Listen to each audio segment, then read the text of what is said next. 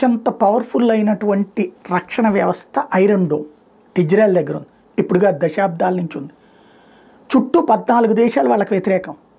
పక్కన ఉన్నటువంటి 3 దేశాల నుంచి ఎప్పుడు డ్రోన్లతోనో ఆయుధాలతోనో మిస్సైళ్లతోనో విరుచుకుపట్టడం. బట్ వాళ్ళ ఆ యాక్టివ్ సిస్టమ్ వల్ల ప్రాణ నష్టం మ్యాక్సిమం కంట్రోల్ చేయగలుగుతూ ఉంటారు. నిజంగా ఆ ఉగ్రవాదులన్నీ పంపించినటువంటి మిస్సైల్ అయితే పాటికి ఇజ్రాయెల్లో 25 మంది కూడా బతుకుంటారేమో, అంత కంట్రోల్ చేసుకొచ్చింది. ఇందులో ఈ మధ్యన కొన్ని లూప్ హోల్స్ని అవతలలో పసిగెడితే మళ్ళీ దానికి పరిష్కారాలు చేసుకున్నారు.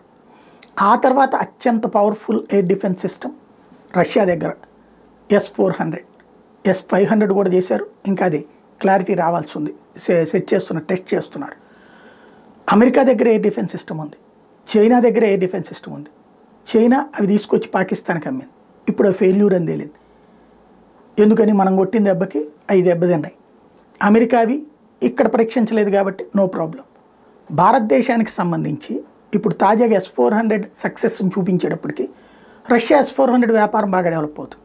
రష్యాకి అనుకోని పబ్లిసిటీ, అది చెప్పుకోవడం వేరు. దానికంటే పవర్ఫుల్ అని చైనా చెప్పుకుంది, కానీ రష్యాదే పవర్ఫుల్ అని మనం చేసి చూపించాం.